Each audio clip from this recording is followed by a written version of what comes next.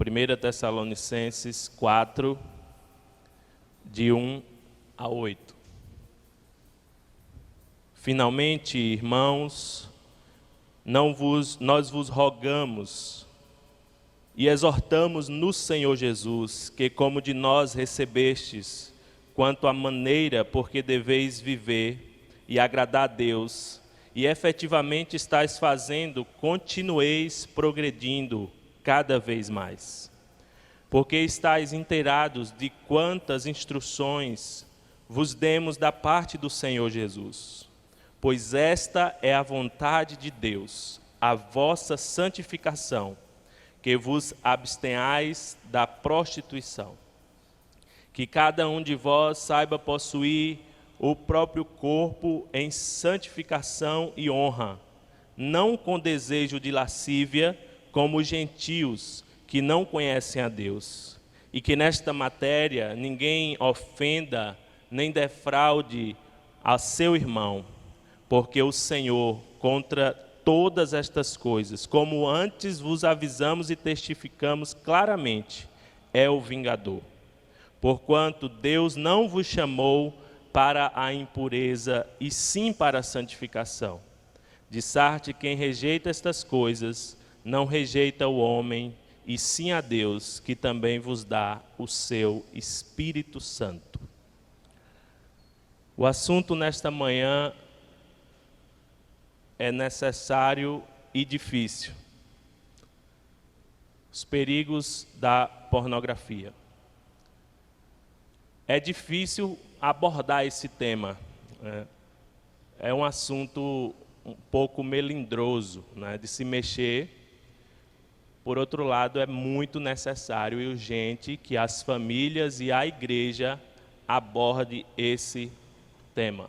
Esse mal tem atingido várias famílias e várias igrejas, por que não dizer todas as igrejas, e nós precisamos buscar instrução de Deus para combater esse mal que pode destruir uma família, um casamento, filhos, enfim.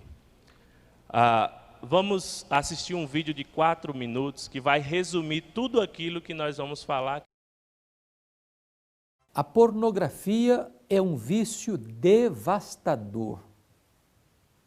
As estatísticas provam que 25% dos homens recorrem à pornografia. Homens solteiros e homens casados. A indústria pornográfica despeja um material devastador para as emoções, para a mente, para a alma, para a família, todos os dias, e movimenta um comércio de bilhões de dólares. Hoje, na internet, o assunto mais acessado é sobre sexo, e na sua vastíssima maioria, de maneira desregrada, desvirtuada, gerando nas pessoas uma espécie de adoecimento da alma e entorpecimento das emoções.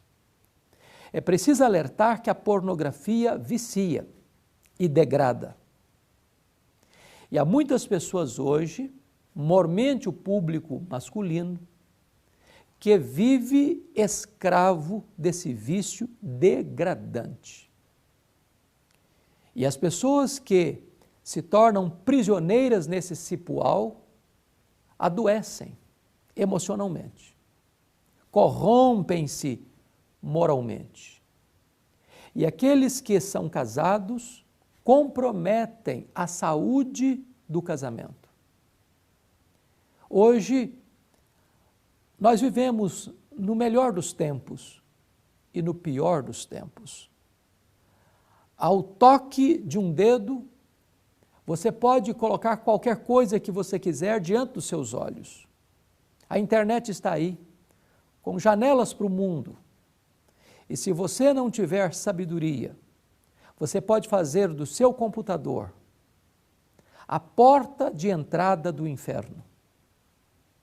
Você pode fazer do seu computador a entrada para uma prisão sombria que vai destruir a sua alma, a sua mente, as suas emoções, a sua vida, o seu casamento, a sua família. A pornografia é nociva.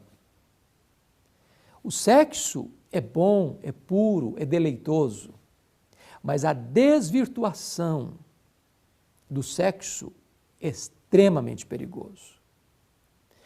É um mito e é uma grande mentira acreditar que aqueles que lançam mão da pornografia é que vão usufruir a beleza e a abundância da vida sexual. É o contrário, é o contrário. O sexo é para ser desfrutado de forma plena e maiúscula, num contexto de pureza e de santidade. A Bíblia diz que digno de honra é o matrimônio e o leito sem mácula. A relação sexual pura, santa, dentro do contexto do casamento. O sexo antes do casamento é pornografia. Ou melhor, o sexo antes do casamento é fornicação. E Deus condena essa prática. O sexo fora do casamento é adultério. E Deus condena essa prática. O sexo no casamento tem a bênção de Deus, com pureza, com santidade, com abundância de alegria e de felicidade. Fuja da pornografia, busque a pureza da sua mente e do seu coração.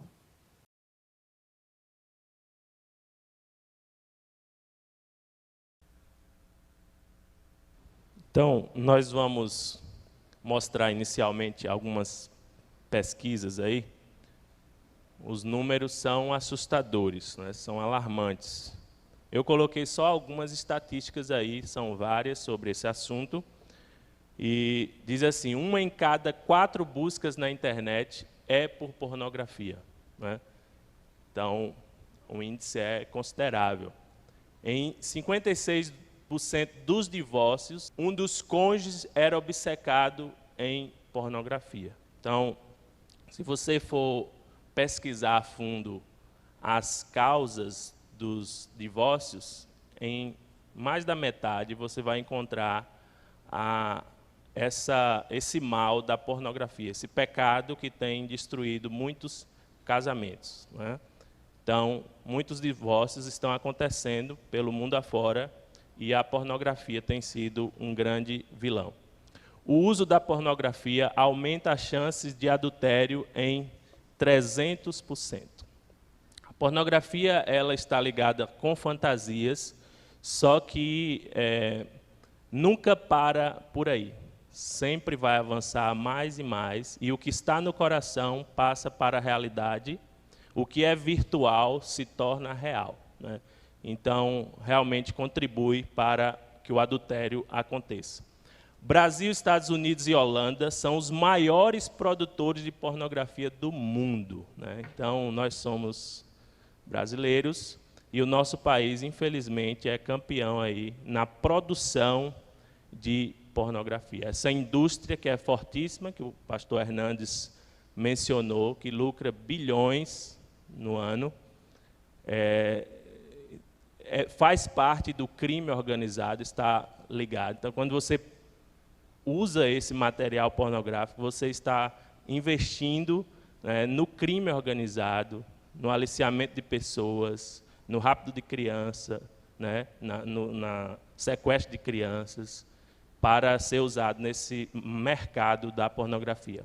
80% dos adolescentes entre 15 e 17 anos assistem pornografia explícita na internet, né? Tem uma pornografia implícita, mais leve, né? Aquela que está, muitas vezes, em um programa de humor, uma novela, né? Que não mostra, muitas vezes, a nudez, mas, lentamente, a pessoa vai se envolvendo até chegar numa pornografia explícita, né? Onde há sexo realmente explícito. Então, 80%, uma grande parte da juventude, isso é uma pesquisa, teve aqueles também que disseram e que não, mas sim, né? 80% dos adolescentes entre 15 e 17 anos assistem pornografia explícita na internet. O acesso é fácil, é grátis, pode ser anônimo, ninguém precisa saber, e a pessoa pode estar envolvida nesse pecado. As estatísticas não param por aí, tem crianças envolvidas, tem mulheres, né, porque se pensava em pornografia como algo utilizado pelos homens, mas há um grande crescimento de mulheres também usando esse tipo de material, e tem sido um grande mal para as famílias essa questão, né?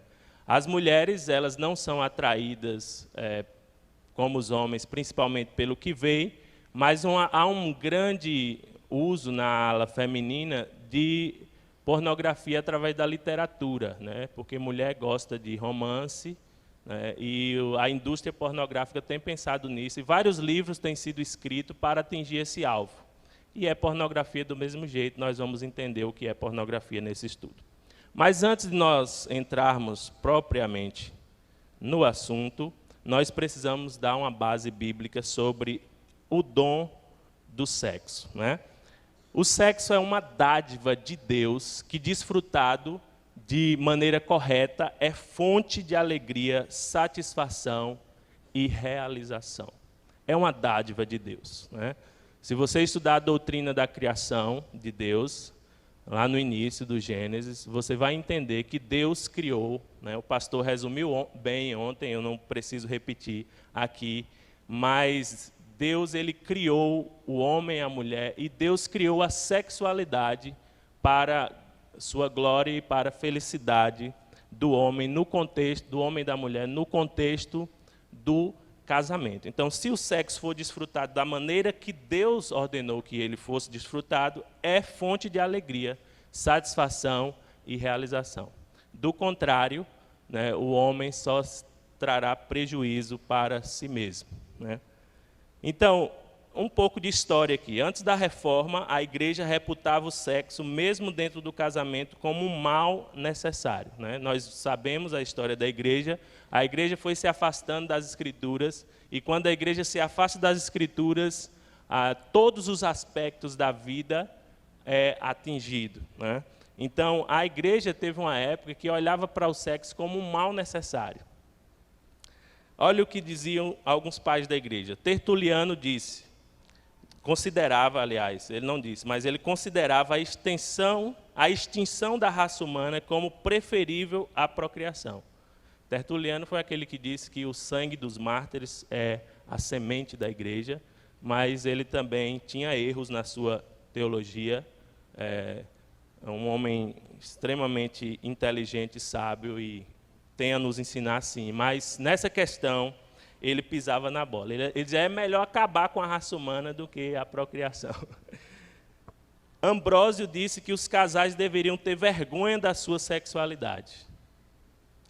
Agostinho, né, eu acho que Agostinho tem mais a nos ensinar de bom do que de ruim, mas ele estava inclinado a admitir que a relação sexual pode ser valiosa, mas ensinava que a paixão sexual sempre era pecado, né?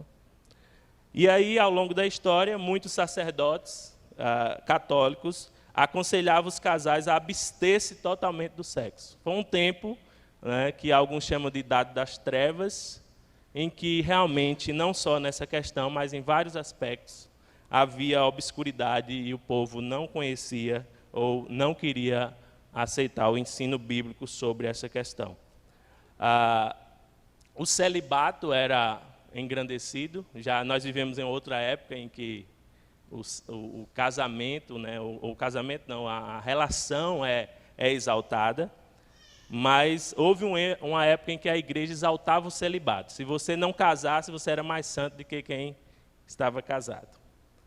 A Igreja Católica gradualmente começou a proibir o sexo em certos dias santos, de modo que, na época de Lutero, a lista dos dias santos chegava a 183 dias por ano. Imagine aí. Graças a Deus, né, pela reforma, porque a reforma não significa apenas um retorno às Escrituras para resgatar aquelas doutrinas sobre salvação, né? Não. Se você retorna às Escrituras vai nortear todas as áreas da sua vida, né? Então, aqueles pontos que os reformadores defenderam, alcança também a sexualidade. A reforma começou, então, a restaurar a sanidade sexual, celebrando o ato físico da relação dentro do casamento, né? Então, o que os reformadores buscaram era uma visão bíblica da sexualidade. E é o que hoje nós precisamos também. Nós precisamos retornar a uma visão bíblica da sexualidade. Nós vivemos em uma outra situação. Nós vivemos uma época conhecida como a pós-modernidade, né? Nós, historicamente, já temos também a revolução sexual, que aconteceu na década de 60, a partir dessa década, que pregava o sexo livre. Então,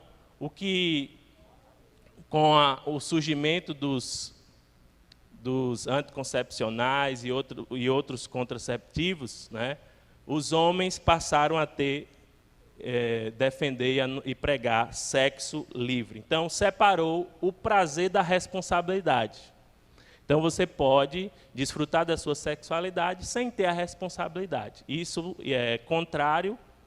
isso contraria, né, as Escrituras, a doutrina da criação de Deus, porque Deus, lá em Gênesis capítulo 2, versículo 24, está escrito que deixará o homem, seu pai e a sua mãe, e se unirá à sua mulher, e os dois serão, assim, uma só carne.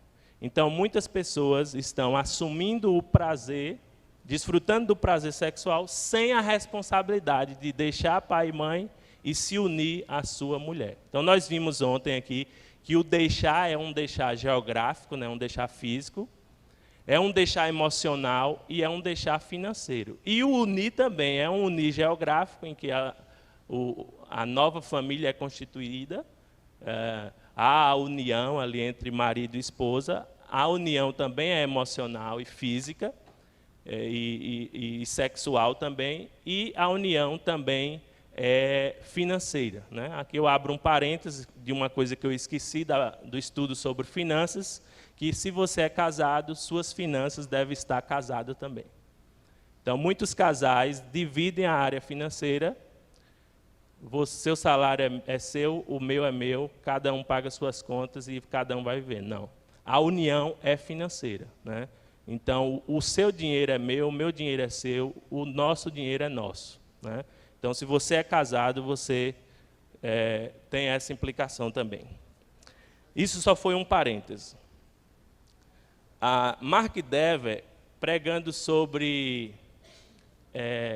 o livro de Cantares, é interessante como ele aborda uma série de sermões dele, sermões panorâmicos, né? Ele pregou um sermão em Cantares, no livro inteiro.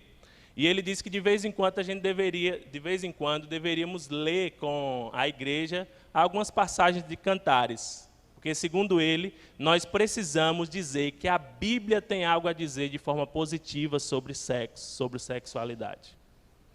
Nós precisamos dizer que o cristianismo, ele não é contra o sexo.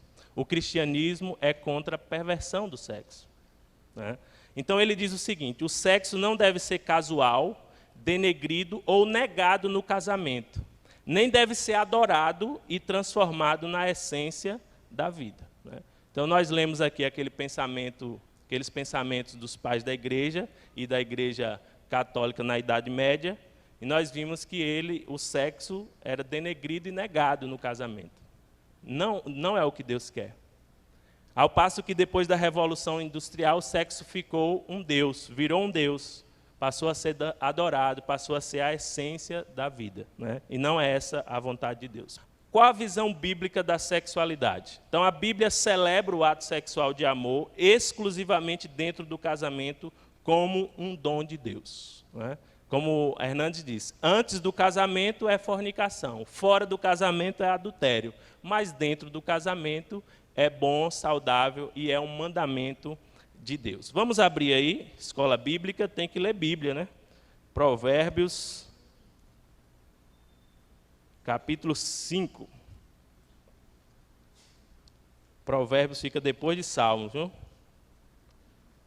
Provérbios 5, a partir do 15, diz assim, atentem aí, casados principalmente. bebe a água da tua própria cisterna e das correntes do teu poço. Derramar-se-iam por fora as tuas fontes e pelas praças os ribeiros de águas, sejam para ti somente e não para os estranhos contigo. Seja bendito o teu manancial. Alegra-te com a mulher da tua mocidade, coça de amores e gazela graciosa. Saciem-te os seus seios em todo o tempo, e embriaga-te sempre com as suas carícias. Por que, filho meu, andarias cego pela estranha e abraçarias o peito de outra? Porque os caminhos do homem estão perante os olhos do Senhor, e ele considera todas as suas veredas. Esse 21 aí é interessante, né? Bem pertinente ao tema. Os caminhos do homem estão perante os olhos do Senhor, e ele considera todas as suas veredas. Mas os demais versículos mostram que a Bíblia fala sobre sexo de forma sólida, de forma clara, né? Mas a Bíblia não é vulgar quando trata desse assunto, e também nós não devemos ser. Por isso que eu falei que é um tema um pouco difícil de falar, porque ao mesmo tempo que você tem que ser claro, você não pode ser vulgar a ponto de o próprio estudo sobre o tema se tornar uma fonte de tentação. Como tem alguns sites e organizações que lutam contra a pornografia, que faz alguns vídeos para impactar, só que nos vídeos eles mostram, expressam imagens de mulheres sensuais e tudo. Então, não faz sentido. Não tem como você combater o erro com o erro, só para impactar. A Bíblia é suficiente para nos chamar a atenção. Então, esse texto de Provérbios, todo casal deveria ler de vez em quando, porque mostra que a Bíblia fala sobre isso, e todos os solteiros também, bom de vez em quando dar uma olhada aqui. A Bíblia fala que o sexo é bom, foi criado por Deus, né? Vamos abrir em 1 Coríntios, primeira carta de Paulo aos Coríntios, capítulo 7.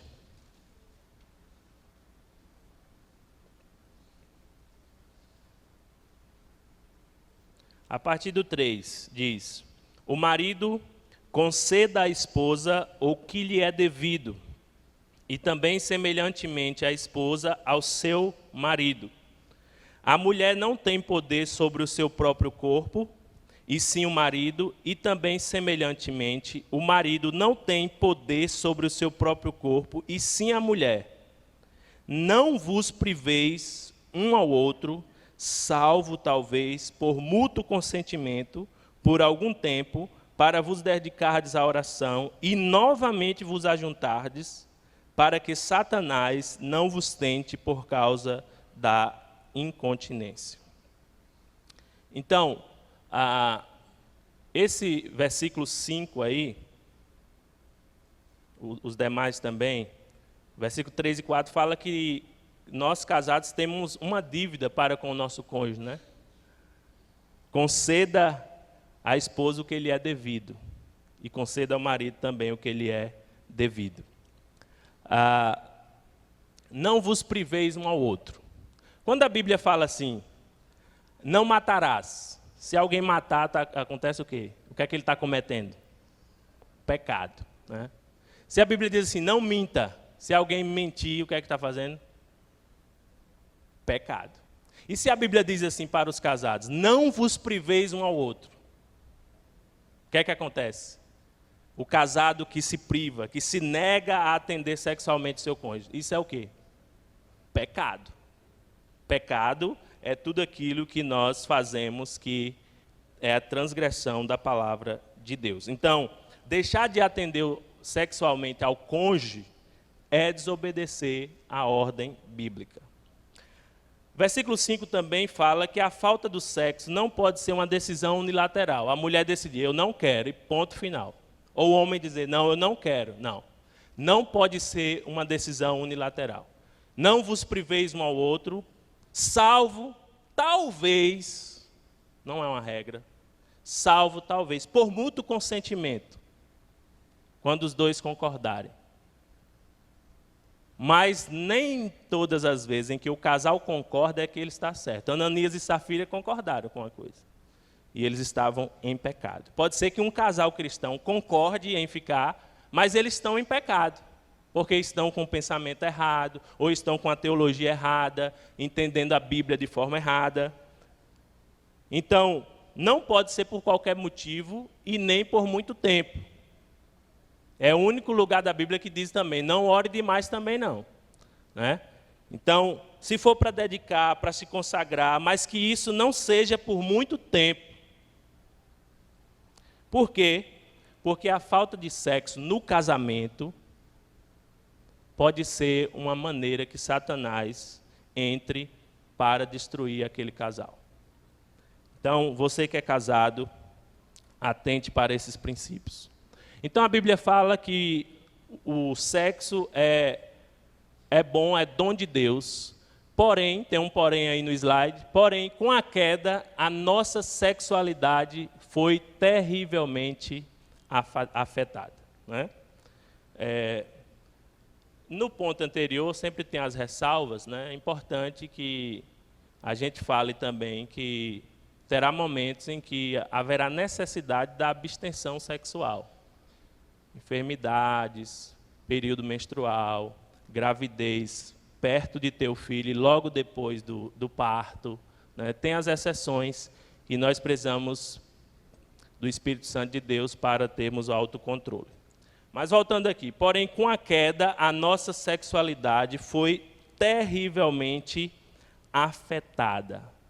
Todos os aspectos da nossa vida foi afetada pelo pecado, pela queda. O sexo é bom, criado por Deus, mas aí Gênesis 3 vem a queda do homem. Né? Então, todo tipo de perversão, todo tipo de desvirtuação sexual acontece após a queda. Logo depois da queda, você vai ver o homem se unindo a mais de uma mulher, você vai ver estupro, incesto, toda sorte de perversão. Nas Escrituras você vai ver isso, porque a Bíblia quer deixar claro que depois que o pecado entrou no mundo, aquilo que é bom, o homem transformou em mal. Então, uma das perversões sexuais é a pornografia. É mais comum do que a gente pensa no meio cristão. Esse pecado está mais próximo de nós do que a gente pensa. O número de homens e mulheres que se declaram cristãos e que consomem imagens pornográficas pela internet, celular e outras mídias é alarmante. A gente viu nos vídeos. E o que nos assusta é que as pesquisas mostram que não há muita diferença entre aqueles que se declaram evangélicos e aqueles que são ou de outra religião ou pessoas que não têm religião. Né? Muitas pesquisas, muitas vezes, equiparam as pessoas, os evangélicos dos não evangélicos.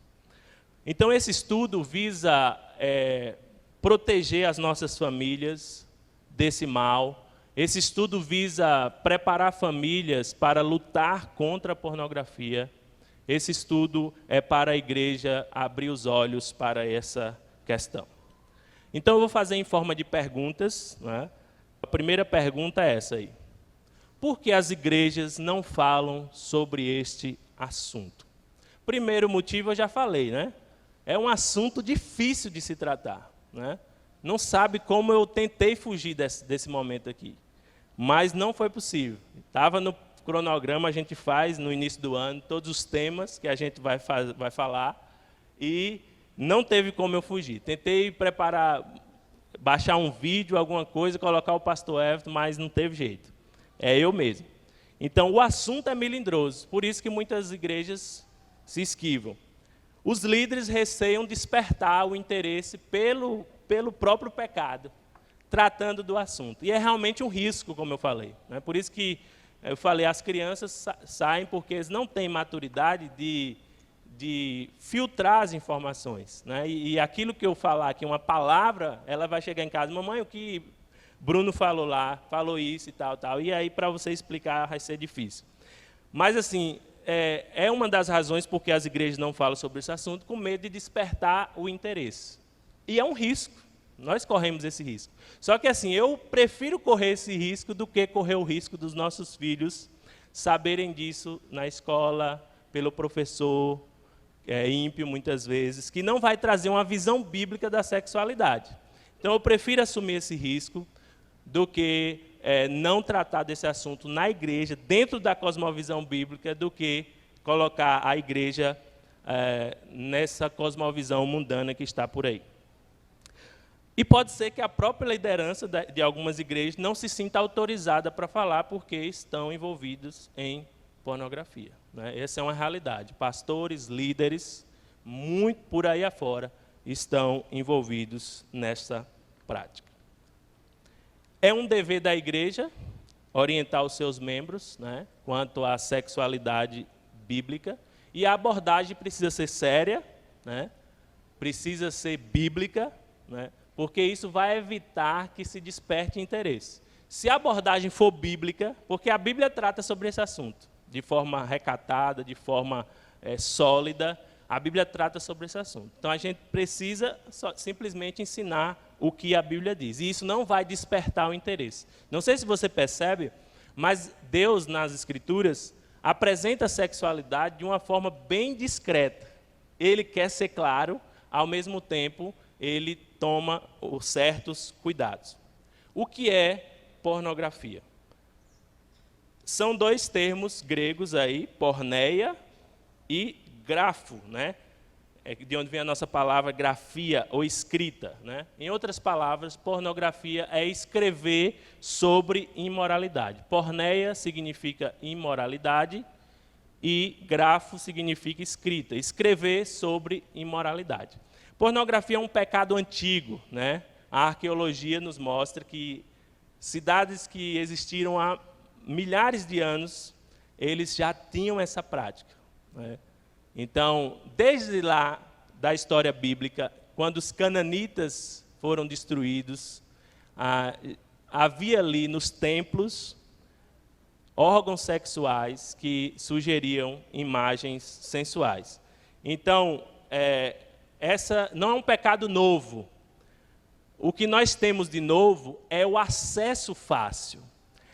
As oportunidades diversas que são criadas que realmente intensificam o problema. Mas, assim, a pornografia não é um pecado novo, né?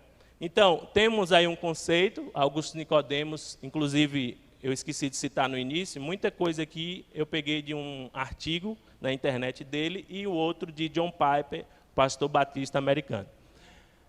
É a representação da nudez e do comportamento sexual humano com o objetivo de produzir excitação sexual por qualquer mídia. Representação da nudez. A nudez é para ser coberta e para ser descoberta dentro do contexto, no que diz respeito a produzir excitação, dentro do contexto do casamento, né, entre quatro paredes, entre o casal, né, a sexualidade sadia, bíblica, né, a nudez é permitida. Agora, a nudez, a representação da nudez, ela não pode estar assim escancarada. Deus, ele tomou cuidado, depois que os nossos pais pecaram, fez logo roupas, né, primeiramente de folhas e depois uma roupa mais composta. Então, geralmente a pornografia trata o ser humano como coisas, né?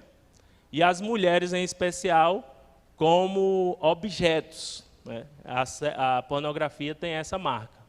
Os seres humanos criados à imagem de Deus são reduzidos a objetos sexuais. A pornografia é um pecado. Vamos abrir aí em Mateus 5. A sociedade vai dar outros nomes e tal, e realmente o viciado em pornografia, em alguns casos, precisa de um tratamento mais delicado, mas a Bíblia chama isso de pecado.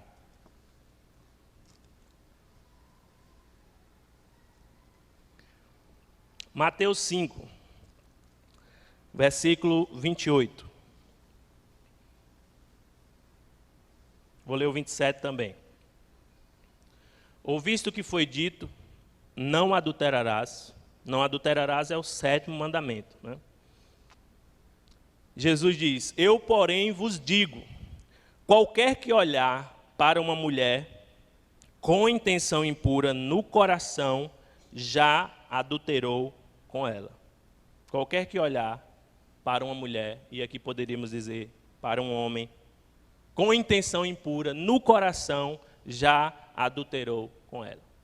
Então a pornografia é um pecado, porque transgride a lei de Deus. O 7º mandamento diz, não adulterarás. E o 10º mandamento diz, não cobiçarás. Então todas as vezes que nós cobiçamos a mulher, né, ou no caso das mulheres, o homem que não é nosso, ou não é nossa, nós estamos adulterando. Nós estamos quebrando a lei de Deus, né? Então a pornografia é um pecado. É um pecado terrível diante de Deus. Deus odeia esse tipo de pecado. Mas de onde vem o desejo de ver pornografia? De onde vem? Vamos ler aí? Mateus 15, 19. Porque do coração procedem maus desígnios, homicídios, adultérios, prostituição, furtos, falsos testemunhos e blasfêmias. De onde procede? Do coração. A gente precisa identificar, irmãos, os nossos verdadeiros inimigos. Porque a nossa tendência é terceirizar e transferir a culpa do nosso pecado. Eu sei que o diabo, eu sei que o mundo, eles nos tentam. Nos oferecem coisas que não agradam a Deus. Mas nós só caímos nas tentações porque o nosso coração, dele procedem os maus desígnios, né? Provérbios diz que nós devemos guardar o nosso coração, porque dele é que procede as fontes de vida. Jeremias diz que enganoso é o coração e desesperadamente corrupto. Então o problema está no seu coração. O problema está no coração dos nossos filhos. O problema está no coração dos nossos cônjuges. Então é mais sério, né? Porque quando você tem um problema externo, é só você se livrar dessas coisas, aí você fica mais fácil. Mas o problema é carregado conosco, para onde a gente for. Se a gente se trancar em um lugar, não tiver internet, televisão, nada, ainda assim nós podemos praticar toda sorte de pecado em nosso coração. Então, o maior inimigo nosso, no que diz respeito ao assunto que nós temos tratado, é o nosso coração. A culpa primária pelo consumo da pornografia não é a televisão, não é a internet, não são as revistas, mas o coração. E isso torna o assunto mais grave do que a gente pensa. Porque as regras não vão resolver. Os 5 passos para se ver livre da pornografia não vai resolver. O que vai resolver é o Evangelho, que tem poder de transformar o nosso coração. Se o Evangelho não transformar o nosso coração, nós podemos tentar cumprir regras, o que for, a gente não vai conseguir. A religião não consegue libertar da pornografia. Nada consegue, a não ser o Evangelho do Senhor Jesus Cristo. Se você não abraçar esse Evangelho, se você não crer nesse Evangelho, e aqui eu não estou pregando em um ar livre, eu estou falando para a igreja, porque o Evangelho, muitas vezes a gente pensa que é para ser pregado lá no ar livre, lá nas Cracolândias, mas o Evangelho é para ser lembrado. Paulo diz, eu venho lembrar-vos o Evangelho.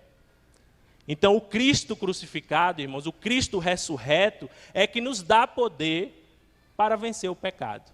O hino 89, do teu pecado te queres livrar. O sangue de Cristo tem poder. Então, as tuas paixões queres tu dominar, o sangue de Jesus tem poder. Há poder, sim, força sem igual, só no sangue de Jesus. Então não há outro caminho. A pornografia procede do coração. O desejo de ver pornografia procede do coração. E só o Evangelho pode transformar o coração. Quais são as sequelas da pornografia? Quais são as consequências para aquele que consome esse tipo de material? Consumir deliberadamente material pornográfico deixa cicatrizes para o resto da vida.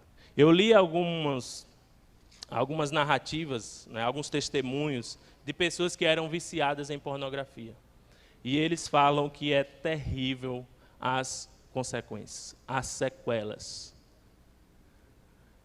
Eles comparam, não só eles, mas os próprios estudos sobre esse tema, compara o vício em pornografia com o vício das drogas. Só que há uma diferença. O viciado em droga, no tratamento, ele precisa passar por um tempo de abstinência para que a droga pare de ter efeito na sua vida, né? Por exemplo, o viciado em cigarro, ele vai ter consequências depois porque a droga vai continuar ali nos seus órgãos por um bom tempo. A pornografia, ela não sai da mente da pessoa. As imagens que foram vistas na infância, na adolescência, elas de vez em quando vêm à tona. Que a nossa mente, principalmente para as coisas ruins, a nossa mente, depois da queda, lógico, ela foi potencializada para o mal. Então, quais são as sequelas? Insensibilidade para com as perversões sexuais, fazendo-as parecer cotidianas e rotineiras.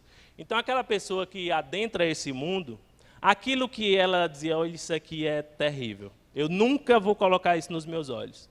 Com o passar do tempo, aquilo vai se tornando cotidiano, vai se tornando coisa rotineira. Aquilo que ela achava um absurdo, agora produz desejo, excitação nessa pessoa. Então, os estudos mostram também que por trás dos pedófilos, por trás dos estupradores, por trás daqueles homens, né, e até mulheres que a gente olha assim e diz, meu Deus, é um animal. Por trás disso, há pessoas viciadas em pornografia. Porque o sexo normal já não satisfaz. Quer mais. É como uma droga, né? A dose de ontem não foi suficiente. Hoje já é uma dose a mais. Já é uma forma a mais, já é uma droga mais pesada. Assim também a pornografia. Vai perdendo a sensibilidade. E a pessoa vai e pratica esse tipo de coisa. Comparação injusta entre o corpo do nosso cônjuge e aquele dos modelos apresentados no material pornográfico, provocando desinteresse pelo sexo dentro do casamento. Então, quando você vê um marido ou uma esposa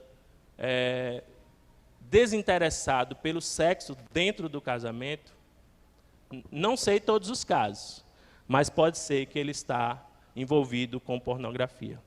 E compara injustamente os modelos ou as modelos da pornografia com o seu cônjuge. E aí perde o interesse. Sem contar que aquela encenação ali não é a realidade. A fantasia, ela está acima da realidade, no que diz respeito à performance e tudo mais. E muitas vezes, a pessoa que se envolve com esse tipo de pecado fica comparando. E até leva o cônjuge a fazer coisas que não deveria fazer, porque ele quer a satisfação daquele jeito que acontece ali. Hernandes Dias Lopes, quando ele estava nos Estados Unidos, ele disse que recebeu uma ligação de uma irmã da igreja que disse, olha, meu marido é viciado em pornografia, e agora o que ele quer fazer é que eu me deite com um amigo dele para ele assistir. E aí o Hernandes aconselhou ela, né? Repreenda o seu marido. Se ele não se arrepender, abandone ele. Porque é melhor que você seja uma divorciada do que você ser uma prostituta, né? Então, a pornografia leva a isso. Leva a esse tipo de nível, né, complicado.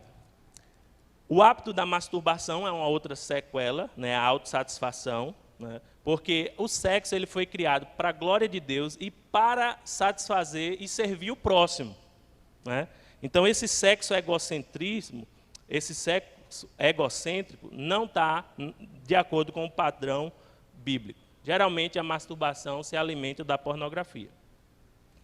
Outra sequela, o hábito de desnudar as pessoas com a imaginação ou de entreter fantasias sexuais enquanto conversa com pessoas do sexo oposto, né?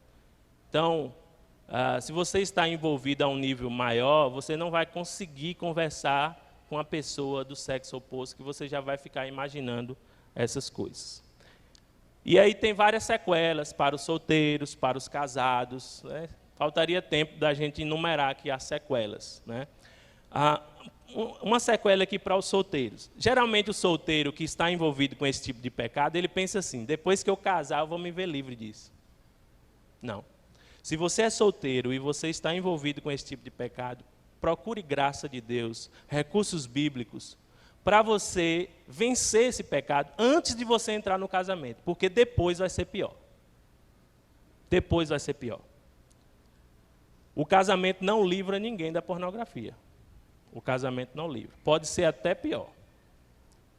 Como evitar e libertar-se da pornografia? Primeira coisa que você deve entender para evitar e se libertar da pornografia é reconhecer que a sexualidade é uma dádiva de Deus. Não olhe o sexo, pelo fato de você ser viciado em pornografia, não olhe o sexo como se o sexo fosse um pecado. O sexo não é pecado. Pecado é a perversão que está no seu coração. Creia que Deus é por você. O que é que diz Romanos 8,32? Se Deus, Ele não poupou o seu próprio Filho, Ele não daria também as outras coisas para nos ver livre, para buscarmos a santificação? O texto que nós lemos no início, o que é que diz? A vontade de Deus é a nossa santificação, que vos abstenhais da prostituição. Então, essa é a vontade de Deus, né? Geralmente a gente busca, eu não sei qual é a vontade de Deus. Aí, está claro, a vontade de Deus é a vossa santificação. Pregue para você mesmo, né? Pense numa coisa que a gente tem que começar a fazer, pregar para nós mesmos. É mais fácil pregar para os outros, né, do que pregar para nós. Mas a gente precisa pregar para nós mesmos. Pregar o quê? Que há mais alegria em Deus do que no pecado. A gente precisa lembrar Salmo 16:11. O que é que diz aí, Salmo 16:11? Vamos abrir? A gente precisa pregar, lembrar esse versículo para nós mesmos. Salmo 16:11. Diz assim: Tu me farás ver os caminhos da vida. Na tua presença há plenitude de alegria, na tua destra delícias perpetuamente. Plenitude de alegria, delícias perpetuamente. A alegria que Deus nos dá não é igual a que o mundo dá, como diz Jesus, né? É uma alegria plena e perene. Porque o pecado traz uma satisfação, uma alegria, só que é momentânea. É como um anzol que tem uma isca ali bem atrativa, mas quando o peixe vai lá, atraído por essa isca, ele é fisgado. É assim o pecado. É assim a pornografia. Mas nós precisamos pregar para nós mesmos que na presença de Deus há plenitude de alegria. Há delícias perpetuamente. Nós precisamos pregar também 1 Pedro 2:2. Desejai ardentemente o genuíno leite espiritual. Desejai as coisas de Deus. Então nós precisamos mudar o foco do nosso desejo. Ao invés de amarmos o pecado. Isso é santificação. Ao invés de amarmos aquilo que Deus odeia, nós vamos odiar o que Deus odeia e amar o que Deus ama. Evite lugares que inspirem sensualidade. Por onde é que você tem andado? Nesses lugares que você tem andado, são lugares que inspiram sensualidade? Evite esses lugares. Escolha bem suas amizades, né? Salmo 1, versículo 1, diz o quê? Bem-aventurado o homem que não anda no conselho dos ímpios, não se detém no caminho dos pecadores, nem se assenta na roda dos escarnecedores.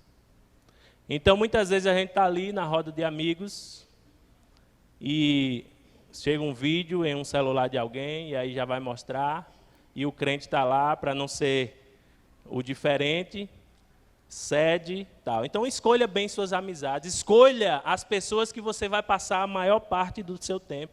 Se aconselhe com pessoas maduras e crentes, sábios na fé, e não com ímpios, né? Nós precisamos estar com os ímpios, no trabalho, na escola, mas intimidade, amizade, companheirismo e comunhão, não tem como. Evite programas televisivos, principalmente os noturnos, os quais, via de regra, possuem conteúdo sexual. E aqui eu quero incluir filmes, séries de Netflix aí.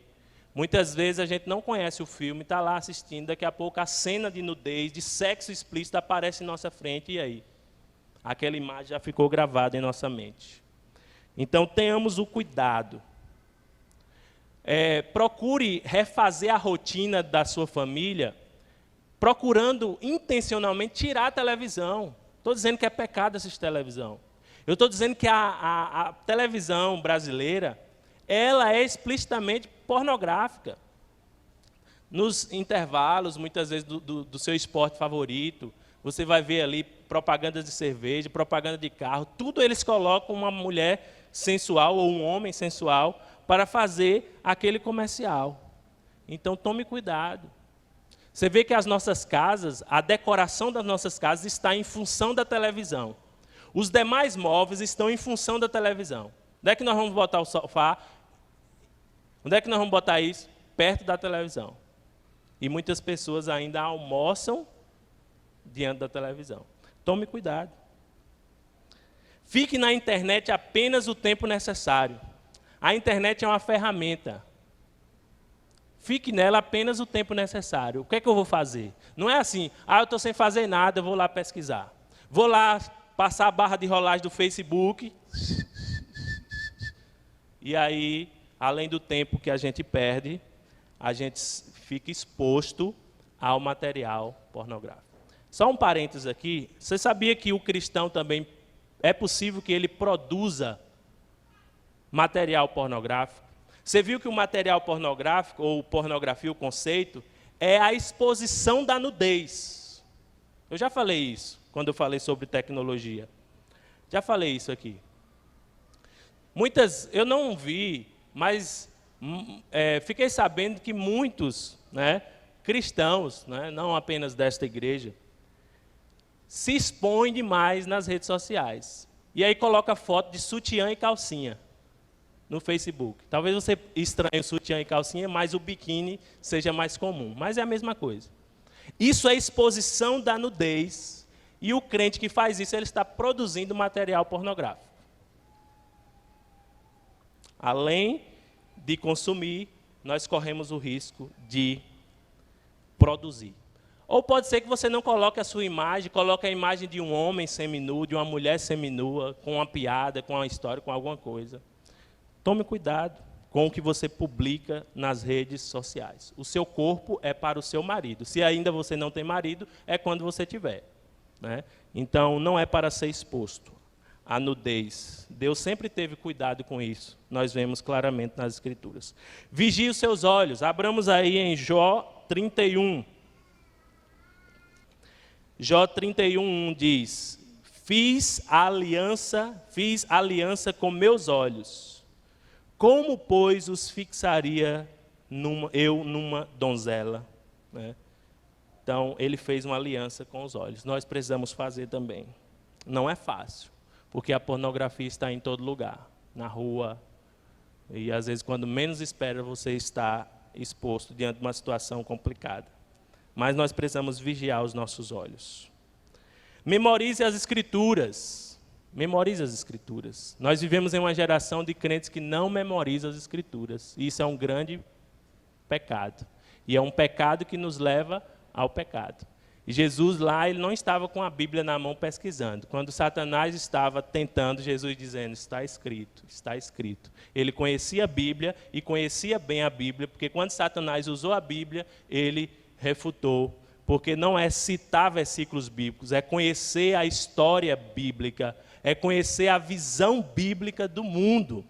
Não é citar versículos bíblicos, não é falar o sangue de Jesus tem poder diante de uma tentação. Não. É conhecer as Escrituras, e uma maneira de conhecer as Escrituras, internalizar as Escrituras, é memorizar. O que é que o salmista diz no Salmo 119, 11? Escondi a tua palavra em meu coração para não... Agora só os jovens. O que é que diz 119, 9? De que maneira o jovem pode conservar puro o seu caminho? Observando a palavra de Deus. Então é uma arma. Ore em todo tempo. Ore quando estiver na rua, ore quando estiver no trabalho, ore em todo tempo. Senhor, me livra, Senhor, me ajude, Senhor, me ajuda a não olhar a segunda vez para isso, Senhor, me sustente. Fuja das tentações, não se sinta forte. Lembra da história de José? Diante da tentação, ele não conversou, ele não confrontou, ele fugiu. Então, olha a diferença. Quando Deus fala sobre Satanás, ele fala assim, resisti ao diabo, e ele fugirá de vós. Mas quando diz respeito à impureza sexual, a Bíblia diz assim, foge da impureza. Você não é forte o suficiente. Reconheça suas fraquezas. Foge mesmo. Reconheça suas limitações. Aí eu me lembrei de um pastor conhecido, Clodoaldo Machado, quando ele estava falando sobre impureza sexual para os jovens lá no Congresso da Fiel, ele narrou uma experiência interessante. Ele disse que um amigo dele chegou certa vez com a televisão embaixo do braço na casa dele, parece que foi assim, salvo engano, e disse, rapaz, eu preciso deixar essa TV aqui, que minha esposa vai viajar e eu estou sendo tentado a ver coisas que eu não posso, né? Na época que nem existia telefone, internet acessível assim. E aí, o que é que essa experiência nos diz? Aquele homem realmente reconhecia a sua fraqueza. Ele não se considerou forte o suficiente para aquela... E ele buscou ajuda. E ele teve uma atitude radical. Para problemas radicais, temos que ter atitudes radicais. Não é isso que Jesus diz lá em Mateus 5? Naquele contexto lá que nós lemos, versículo 28. Ele disse, se o teu olho direito te faz tropeçar, arranca, lance fora de ti. Jesus não estava falando de amputação ali, arrancar o olho, ou arrancar o braço, ou a mão. Jesus estava falando daquilo que te leva ao pecado, por mais importante que seja o olho direito, né, o braço direito, por mais importante que seja, por mais estimado que seja, se está levando você ao pecado, tire. Talvez seja necessário você tirar a internet por um tempo, tirar o celular, comprar um celular que não tem acesso à internet, para você se ver livre desse pecado. Para problemas radicais é necessário, muitas vezes, posturas radicais. Ah, não, está sendo muito radical. Radical é você continuar escravizado pelo pecado. Isso é radical. Isso é terrível. Isso é comprometedor.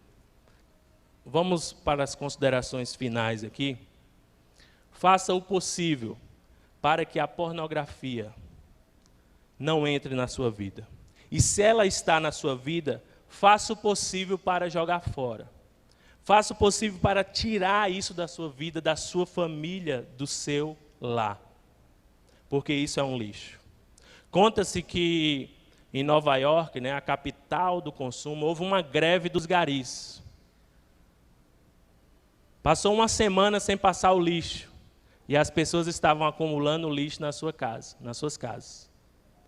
E aí teve um esperto que teve uma ideia. Pegou o lixo da sua casa, uma semana de lixo, pegou uma caixa grande, embrulhou com papel de presente, colocou um laço bonito, levou na esquina, colocou no seu carro, abriu o porta-malas e deixou lá. O presente, o lixo embrulhado num papel bonito. Passava um, olhava para um lado, olhava para o outro, não via ninguém, mas não pegava. O terceiro, né, depois passou outro, o terceiro passou, olhou, gostou da caixa, gostou do embrulho, olhou para o lado, olhou para o outro, não viu ninguém, pegou a caixa e saiu correndo. Quando chegou em casa, abriu, era lixo. Lixo cheira mal, né? Lixo traz doença. Lixo é lixo, irmãos. E é isso que a gente tem que fazer com esse lixo. lançar fora. Proteger os nossos filhos da pornografia. Proteger o nosso cônjuge da pornografia. Proteger o nosso lar. Agora não é suficiente você colocar regras. A partir de hoje, televisão aqui em casa não. A partir de hoje, internet não. Né? Se for necessário atitudes radicais, busque a sabedoria de Deus. Mas isso não vai resolver se o coração realmente não for transformado. Porque o problema não são esses fatores externos. O problema está no coração. Então, qual é o antídoto? O antídoto é a fé no Evangelho do Senhor Jesus Cristo. Porque o Evangelho, ele muda o nosso coração, muda a nossa natureza essencialmente. Ele nos faz novas criaturas, regeneradas e capazes de dizer não ao pecado. Só um homem regenerado, só um homem que está buscando a santificação, ele é capaz de dizer não ao pecado. Então, clame a Ele, se você não é transformado pelo Evangelho, clame a Ele, Senhor, transforme a minha vida, transforme o meu coração pelo poder do seu Evangelho. E aí você vai ter poder de dizer não ao pecado. Aí eu vou ter poder de dizer não ao pecado. E isso tudo pela graça de Deus.